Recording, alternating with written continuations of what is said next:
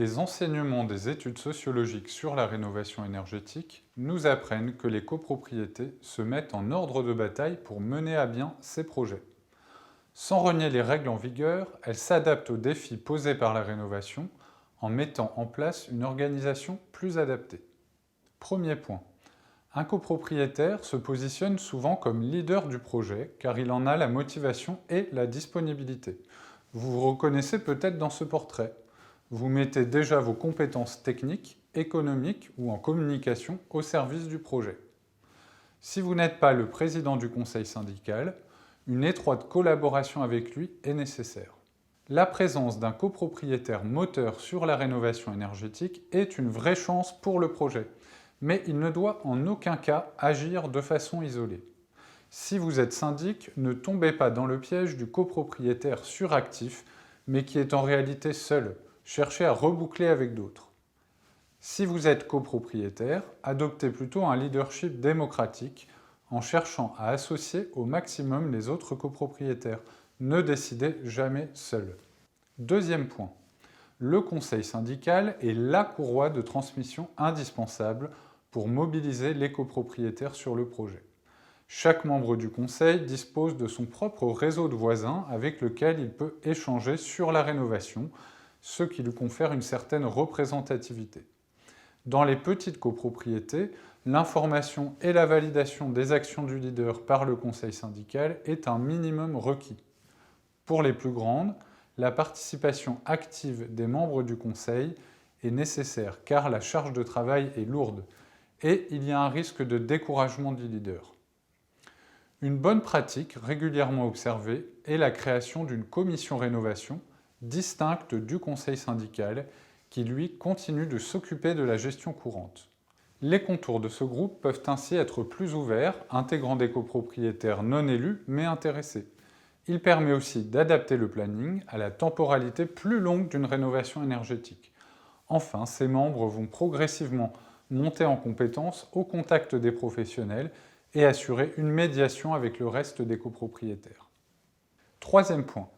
Ce groupe projet ne doit pas travailler en vase clos, mais au contraire, ouvrir le projet au maximum de copropriétaires, y compris ceux qui ne souhaitent pas forcément s'y impliquer. Pour ce faire, il peut mettre en place une campagne de communication interne. Réunions d'échange, sondages, newsletters, lettres d'information papier, forums internet.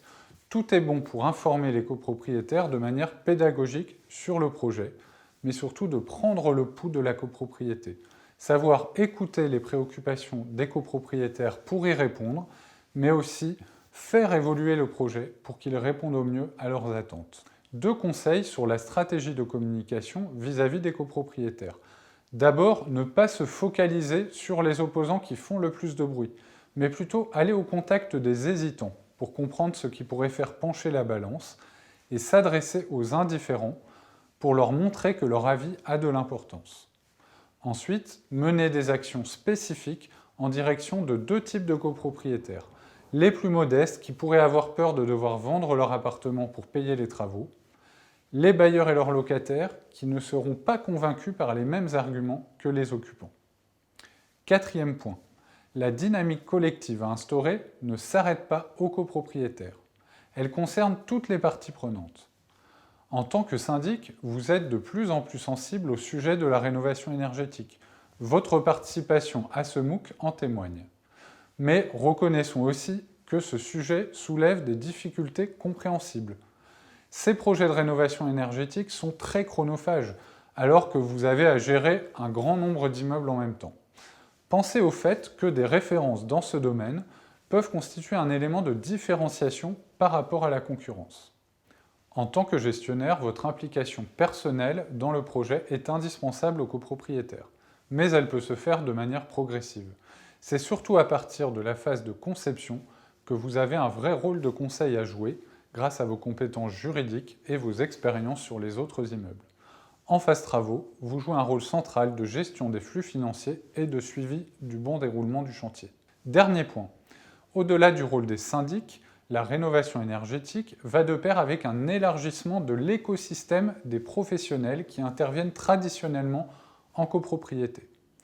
Aujourd'hui, Dans chaque métier, certains professionnels choisissent de se spécialiser en développant une expertise pointue sur ce marché complexe. Mais il faut souvent aller les chercher. Par ailleurs, l'intervention d'un tiers, accompagnateur, dit aussi assistant à maîtrise d'ouvrage, peut devenir un appui nécessaire pour sécuriser le parcours de la copropriété jusqu'à la réception des travaux. En bref, cherchez à vous entourer des meilleurs spécialistes. Pour résumer cette séquence, mener un projet de rénovation énergétique, c'est aussi savoir instaurer une dynamique collective. Appuyez-vous sur toutes les compétences présentes au sein du conseil syndical et mettez en place des actions de communication. Sachez également vous entourer des meilleurs spécialistes.